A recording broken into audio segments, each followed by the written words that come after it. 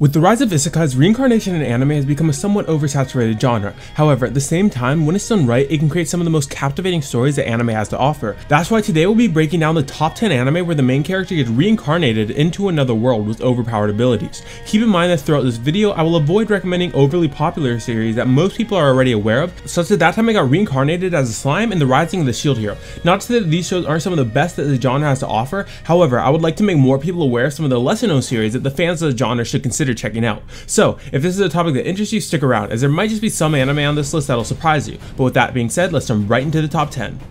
Number 10, high school prodigies have it easy even in another world. 7 Japanese high school students enjoy international renown for their remarkable talents. One day, these friends survive a plane crash only to find themselves in the medieval fantasy world of Freigard, where 2 human races live side by side in the feudal society. The Byuma, who have animal features and formidable strength, and the Huma, who have a small chance of magical aptitude. After being rescued by the Byuma Winona and her adoptive elven daughter Lyrule, the group pledges to use their advanced skills and knowledge to pay back the people of the Elm Village for their hospitality and find a way to return back home.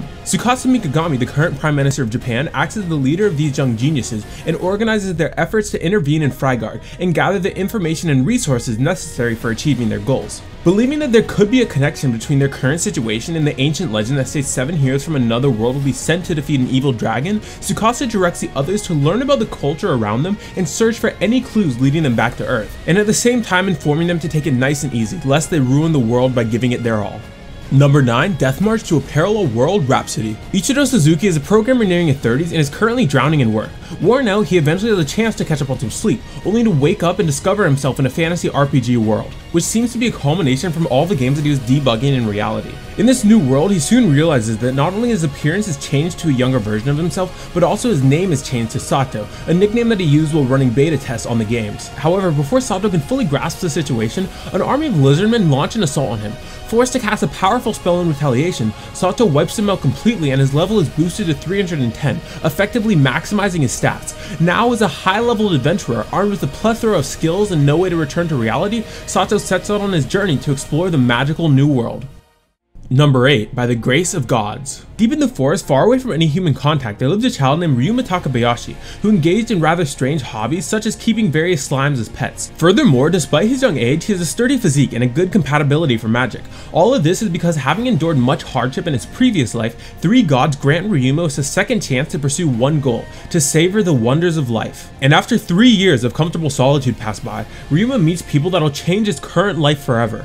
When he encounters and helps soldiers tend to their wounded comrades, the group convinces him to accompany them to visit the nearby town's Dusel family. Ryuma agrees and soon embarks on his journey to explore the vast world beyond his home.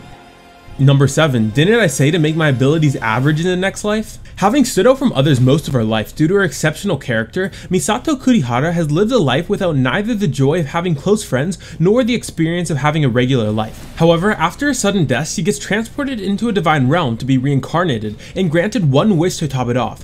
Thinking about her ordinary life that she had always wanted, she wishes to be reborn as a normal person with average abilities for the world that she gets reincarnated into. Reborn as Adele von Ashkim, the daughter of a noble, she possesses magical powers that completely exceed what she would label to be average. However, what she did not consider is, after averaging out the powers of all the creatures in her new world, from the strongest dragon down to the weakest insect, that still left her far stronger than any normal human. Still desiring to carry out the life that she had always wanted, she leaves her home to enroll at a hunter school in a faraway kingdom, using an alias to cover her identity. However, try as she might to hide her overpowering potential, attaining her goal will be difficult, especially when facing the crazy situations that ensue.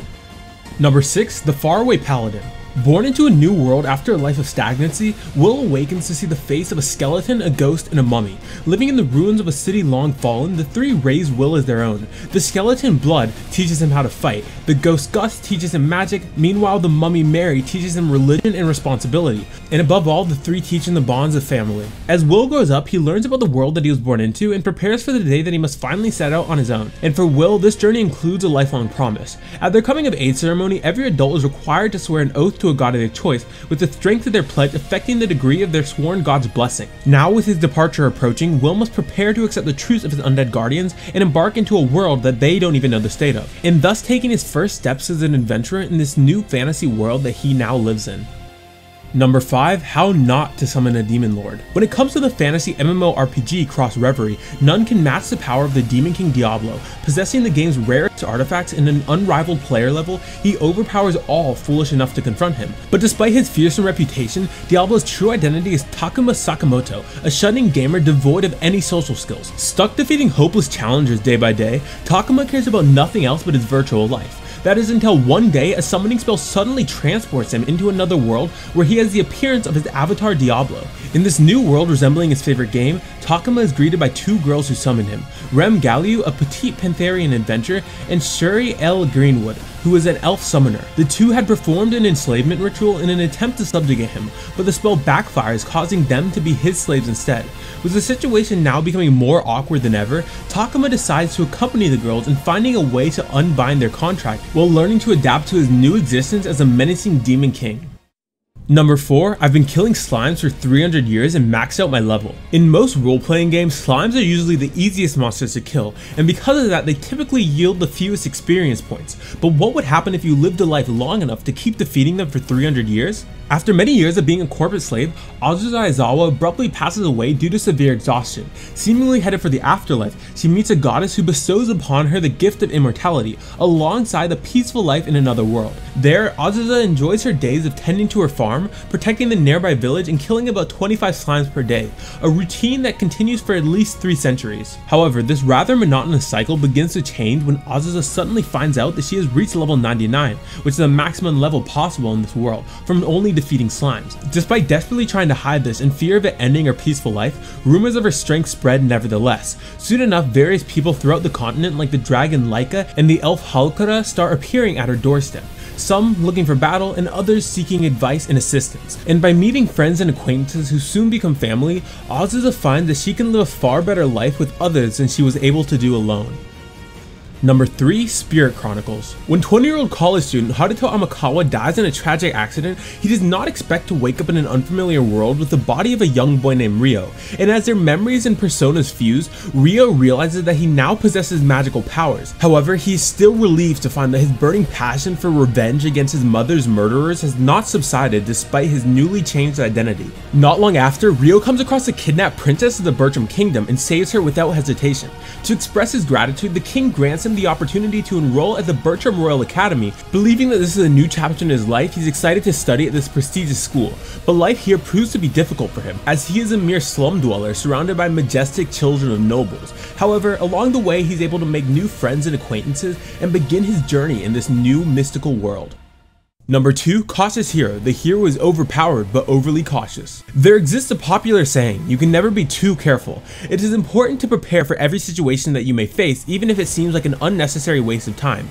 Also, in RPG games, it's good to exceed the level of your enemies in order to achieve total victory. These words describe Seiya Ryuguin a little too perfectly. After being summoned by a goddess to save the world of Giabrande from destruction, the hero prepares himself for his noble journey. While this may seem normal at first, our hero spends more than what most people would consider an adequate time training themselves, despite already possessing overpowered stats. He fights against weak enemies using his strongest skills and buys excessive amounts of supplies and potions, all to stay safe. However, while his attitude may be slightly annoying at first, it might just prove to be the saving grace of the Giabrande Kingdom, especially when considering that it is a world where the forces of evil prove to be much more formidable than anyone could have ever imagined.